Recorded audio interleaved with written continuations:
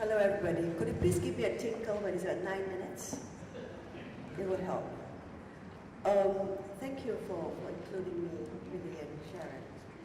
And I'll probably start off by first quoting something I read with interest, the book called Contesting Singapore City that was done by Willie and Sharon. I quote what it said here on page 6. Actually, it's taken from a luncheon address done in 2005 to the Economic Society called Beyond the Entrapment of Eurocentric Modernity. And it said there, Singapore needs to create pluralistic and tolerant contemporary postmodern culture, value and lifestyle which are firmly embedded to our multiracial culturalism and hybridized cosmopolitan modernity. This was 2005. Today, 10 years later, we are still talking about these topics. We're still looking at questions and solutions. That's good. And I think we should thank pioneers, elders like Willie, Sharon for continuing these conversations and these dialogues and continue asking these questions which we are asking today. And for that, I thank you. Reading that book and also the abstracts that was given to me on this conference, it inspired me to think, to dream about what is a Singapore city and whether it has delivered its promise. I know I'm speaking amongst some architects and planners, so I ask, are women's perspectives considered in shaping city planning? Is there space for companization in the urban setting? And can the urban oasis consist of the creative chaos, which also allowed a broader band of stakeholders to coexist in parallel? So they all have some equal term of access and use of the resources. I do ask, why does it take, I lost 2 secretaries recently, because it takes them 1.5 hours to travel from their home to work in Bukit Timah. And one of them stayed actually at Newton. And she takes her 1.5 hours by bus to come to work with me.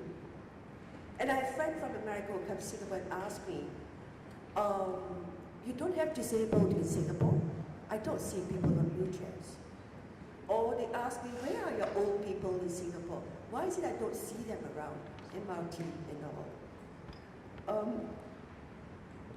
Why do I have to go to Esplanade to enjoy a cultural show? Why can't I be like in Prague, at every corner of the street or garden that I could enjoy some arts and crafts, whatever? So I do ask, has Singapore City, the way it is planned, delivered its promise to help us enjoy as Singaporeans? Are these cities made up by bankers, developers, the very rich, the professionals? What are the best practices in land use allocation to harmonize life expectations and needs? Is economics the only driving lever for decision making? Or is the social impact the foundation value driver to guide economics? So the purpose and meaning of city planning become a narrative that requires, in particular I feel, women's inputs, because it does better to us, because now we do get out of the house and go to work. The circulation, the time spent, and where we have to juggle, all matters, and the way the city is planned affects the way we work and we live. Because I do ask, whose city is this? Urban planning, city planning has included the women's views. Who guides these decisions today? We have questions.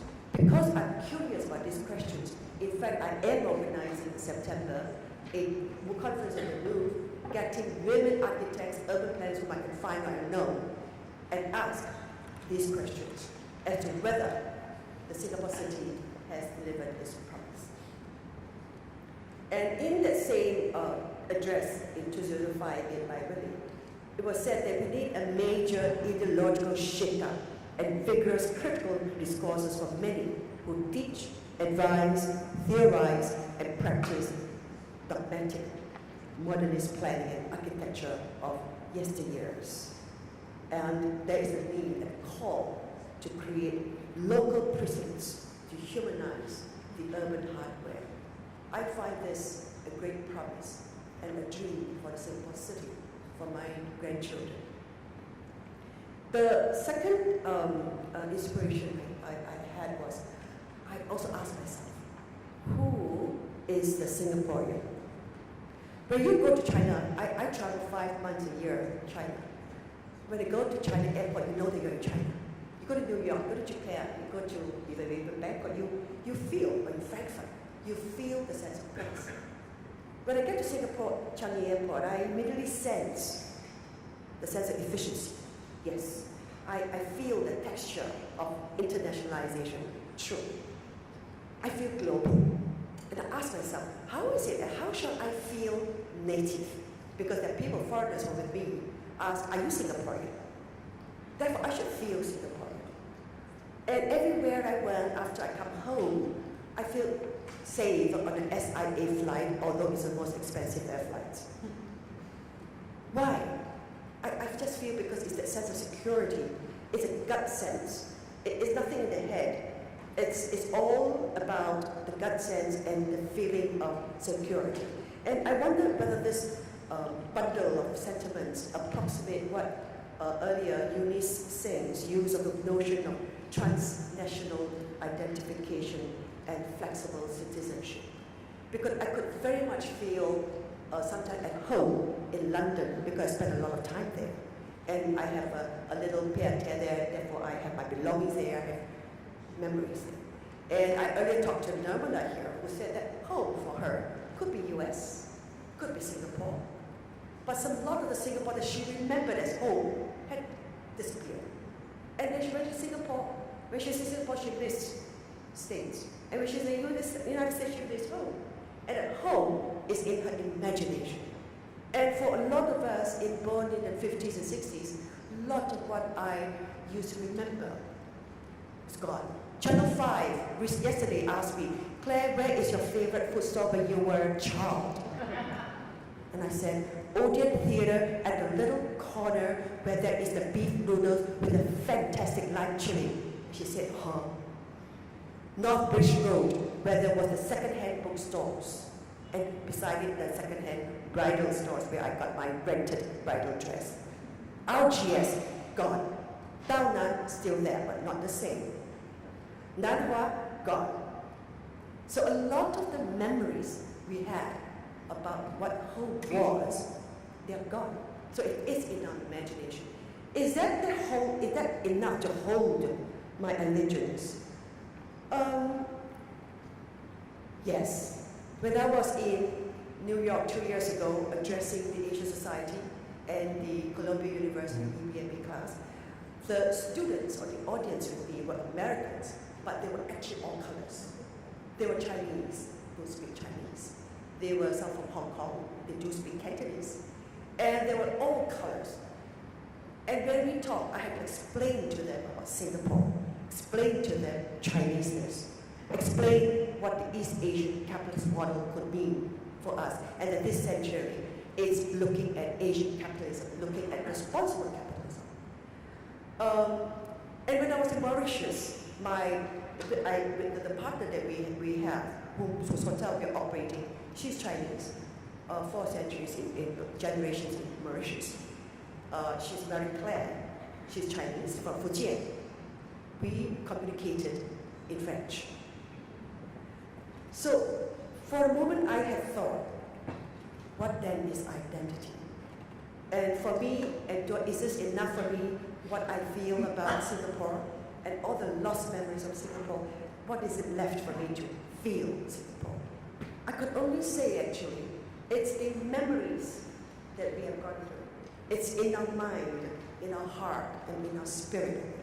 And the time that I have spent in this place, 64 years, the commitment I have given to the Singapore society, the little I have given to impact or shaping this day, the relationships, the community, the little that I have contributed is so little, but still more than what I could have done, whether I was in New York giving addresses or whether I was in London dealing with some NGOs, or whether I was in Thailand doing all the projects that Banyan Tree is engaged in. So in that sense, for me, the identity was home. And that dream of being Singaporean, it's really what I call a spatial, historical, cultural definition. Happened to be here in Singapore, third generation Singapore, haven't had lived here all these years and built these memories. That's enough for me to feel being Singaporean. And I think that's the important emotion. And in the end, I tell my children, don't look at colors, don't look at sizes. There are only two kinds of people in my understanding. There are good people or there are bad people. And that's how you relate. And it is the universalizing and humanizing of relationships I feel a lot more important than where you come from, what nationality you are, what colors you are, what ethnic identity. Those are important, but they are only in form. What is more important is quintessentially the universal, humanizing ones. My third dream is a dream of a female boss. I think that is already a silent revolution that began 100 years ago that we may not clearly feel, I'm not explicit about. Why did I say that? Because if I take my grandmother, myself, and my daughter, we actually went through 100 years of a revolution. From my grandmother uprooting herself to come from China to Singapore, and then working in a rubber plantation to earn her keeps. My mother working on the streets and get us the bread, and then myself having all the choices and opportunities to be what I am today, and my daughter with all the choices, the contradictions and confusions, nevertheless wants to be her own boss. And I think women have gone through a revolution in changing the norms, the way we work and the way we want to work and want to live. And this is irreversible. And I'm telling all young women, if you cannot take the time schedule in workplaces today, quit and be your own boss. And I'm seeing an emerging band of women from the very qualified to the not so qualified who are being given some opportunities to take the step to be a startup, to be entrepreneurial, and to be their own boss. That might be one solution to complete that revolution.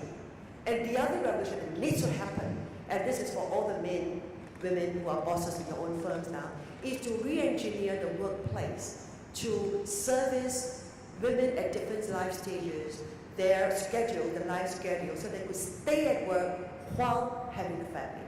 There's no reason why at 35 women need to opt out of the marketplace and to go back to home and then never come back again because bosses feel that they've lost it for the whole marketplace intelligence. So the work that I'm doing in Employer Alliance for the last 10 years is to encourage flexibility thinking among male and female bosses to engineer the whole human capital infrastructure to allow flex time, part-time, project time, interim project time, and to work in different ways compared to the last. So my Singapore dream is women and men can choose to work the way they want to work, at the pace they want to work, on their own choice and under their own control. Because I think leveraging on technology and with what that is promised to us, that every home will be broadband and all. And my dream is that every home will be given a New Year about a good screen computer. We should be able to learn at home. We should be able to work at home. We should be able to be our own boss. And that is for me the Singapore dream for the women. And last point is on leadership. Why is it that Singapore's women directors and boards are still at pathetic 80%?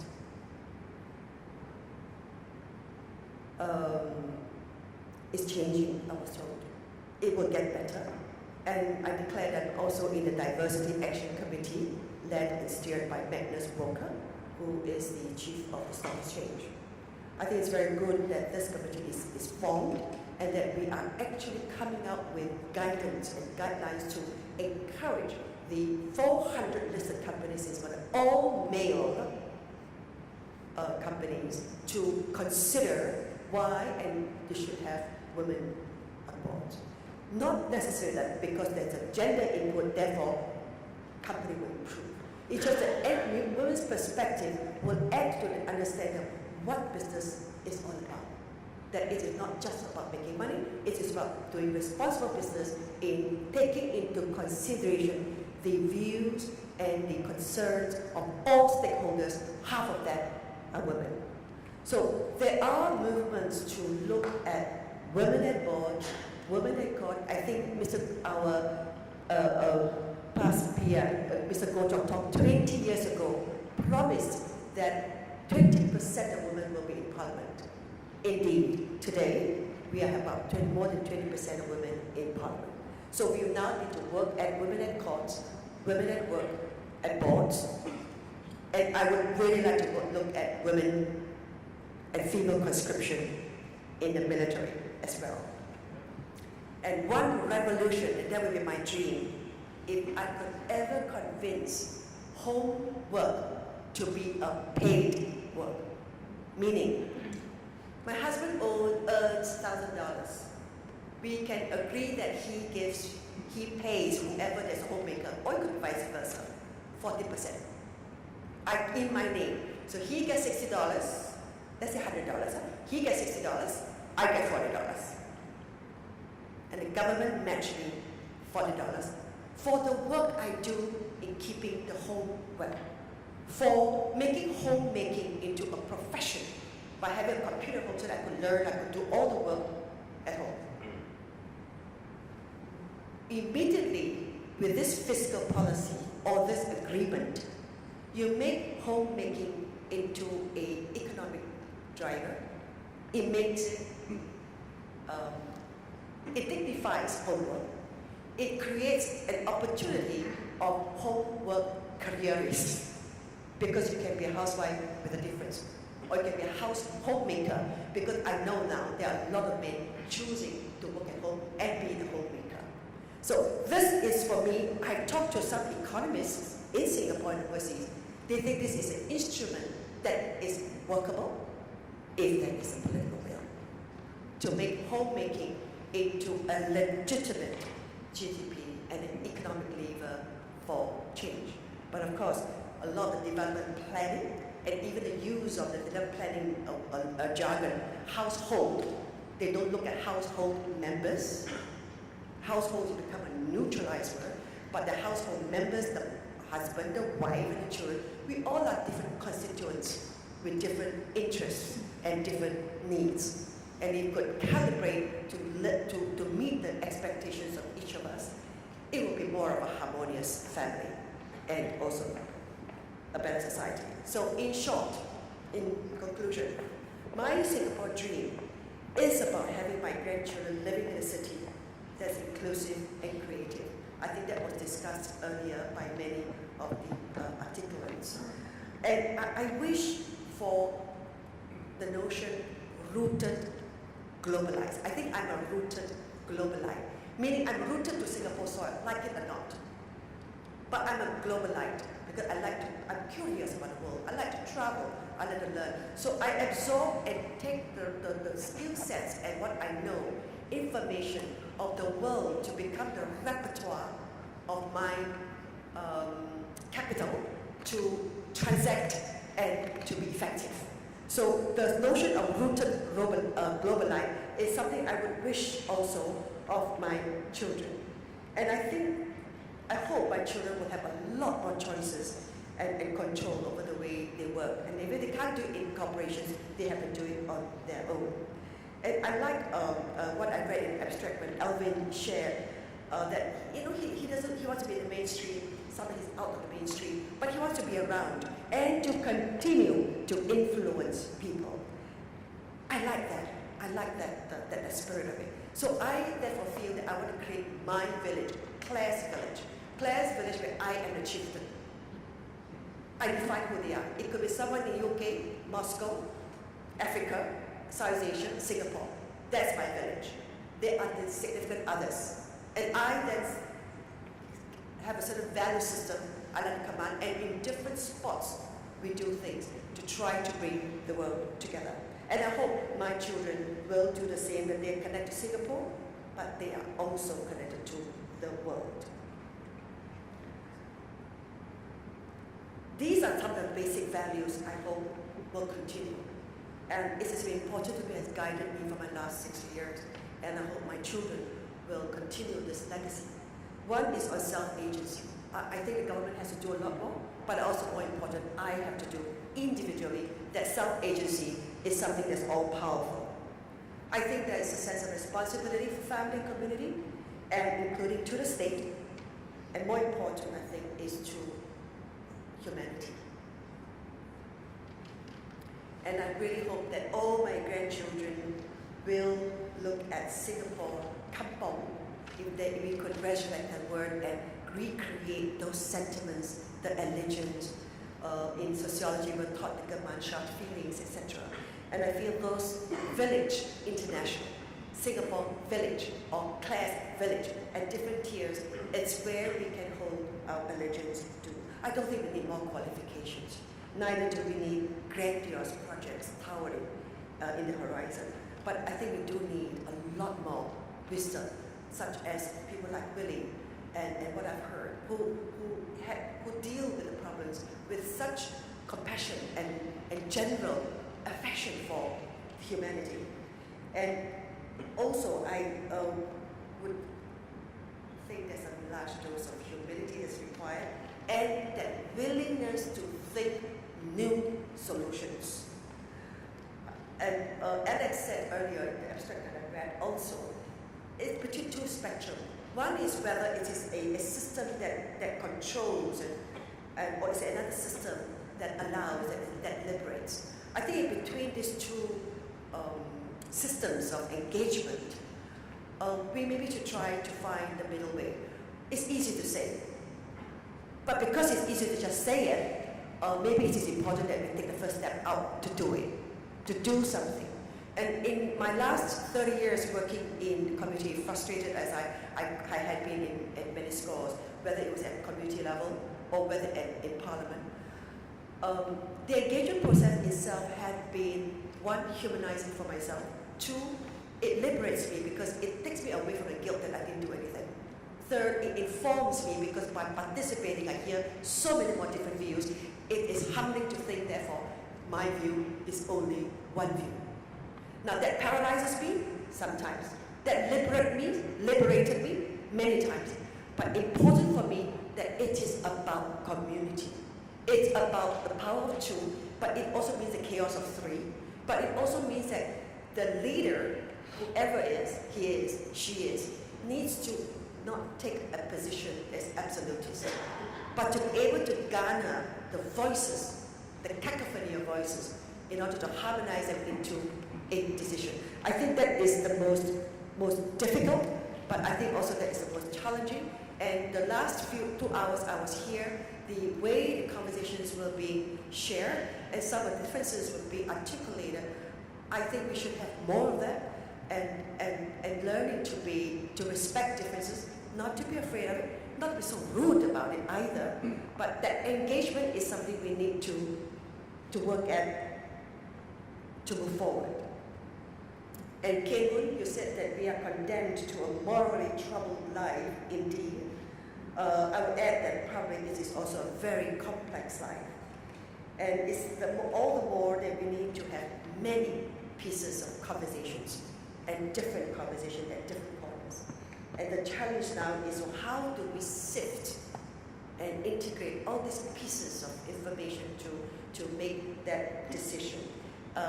Idea of a second republic, the idea of a third sector, the idea of continuous alternative dialogues, countercultures. I think all this is going to be irreversible with social media and with the young generation X and Y. So my Singapore dream is active with lots of promises, but we all have to be in it dreaming together. Thank you all.